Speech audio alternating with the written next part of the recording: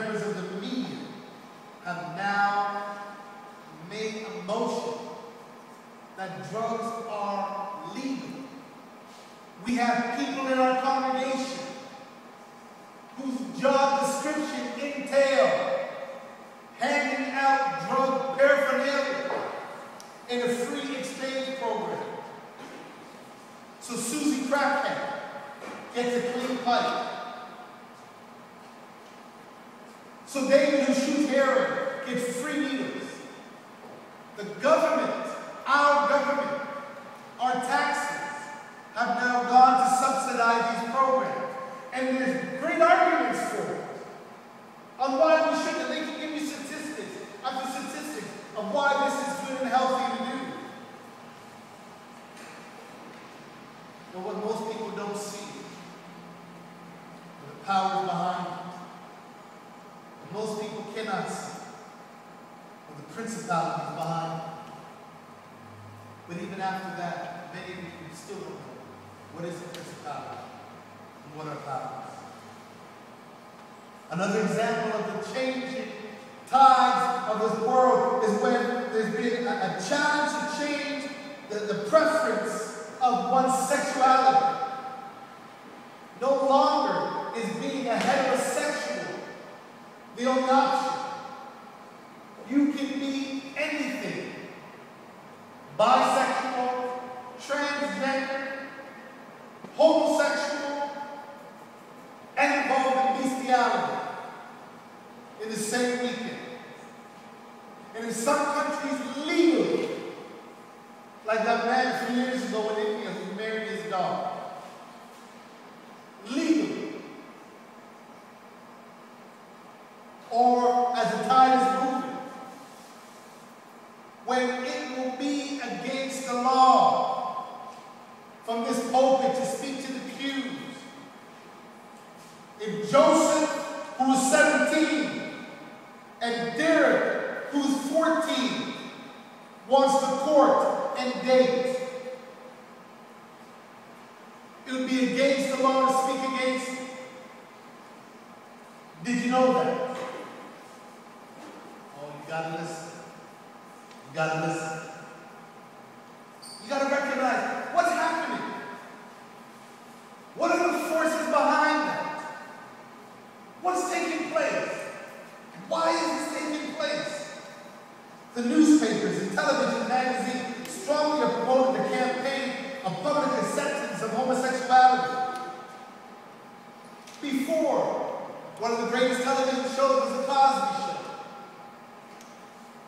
A mother who was a doctor or a lawyer, a husband was a doctor.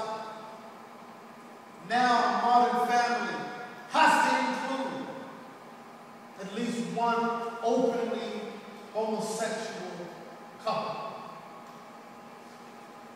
or just won't be on the air. You don't see the change that's taking place right before your eyes? How the agendas are changing? How there's national campaigns? Have you forgotten what God did to Sodom and Gomorrah in Genesis chapter 18? What are the powers behind it? Pornography. A multi-billion-dollar industry that comes right into your smartphone. Explicit videos and content that's inappropriate to speak about, fully on display. It wraps you, and it wraps you, and it wraps you. I can't tell you how many men I know that have destroyed themselves through pornography. I was in Trinidad, minister in June, and I had to cast out the spirit of pornography out of a young man, brilliant young man, that at the age of 12 had too much time on his hands, and he started watching same-sex pornography. Almost instantly, he lost who he was. struggle. Church, do you know that Satan has organized hell in at least 7 different major categories? At least 7. And these categories are called sometimes principalities. And these principalities that Satan has devised hell into function like this. Those who practice witchcraft, whether it's white magic or black magic, are taught these principalities, are taught the names of these principalities that I'm going to share with you right now. Because they understand to master these principalities, to know these things, give them powers beyond measure. You see, once you understand how these principalities work, then you will understand how to pray against them and how to have success and victory over them. The first thing I want you to really understand, and please write this down in your paper, is this. The word is reg, R-E-G-E. This is a demon. And he's generally occult. He deals with such things as drugs, as marijuana, hashish, cocaine, speed, LSD, pretty much anything. You see, these drugs are a form of sorcery. Because what it does, it opens your mind up. It brings you to a place of a higher consciousness. It makes you more open to the Spirit. Why don't I tell you? Listen.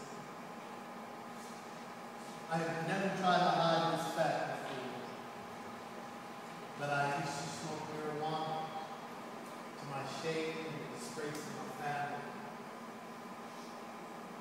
I went from being a top athlete that said no to drugs for many years. I started late. Some of you started before me. I started real late. But I have one of those addictive personalities. If I like something, I love something. And I stay with it. And I heard what they said, how it opened you up, and I would open up. I found myself writing some of the best poetries in the world under the influence of marijuana. I even learned how to function under the influence of marijuana. And that's precisely what this principality does. You see, in life, there's a couple of things. One, he puts you in a trap. And a trap is something that's obvious. Picture that mouse trap, and the cheese, the mouse eats the cheese, snap, crackle, pump goes his head. That's a trap. And the enemy sets traps for us. The places that you know you're not supposed to go, and if you go there, you buck up on it. So you're wise enough to stay away from the trap. Amen? The whole house should have said it. But a snare is different. A snare is much more ingenious. You see, a snare, real snares in life, hunters, before they lay down a snare, what they do, they look in the habitat of the creature that they're stalking. And they observe its environment. And then they notice the trail or the path. And they notice which trail or which path the animal travels on frequently. And it will watch it, the hunter does. It will watch it for days, even weeks. And they say, okay, no, this is the trail that he takes early in the morning or late at night to go again. And the animal has no idea that it's being stalked.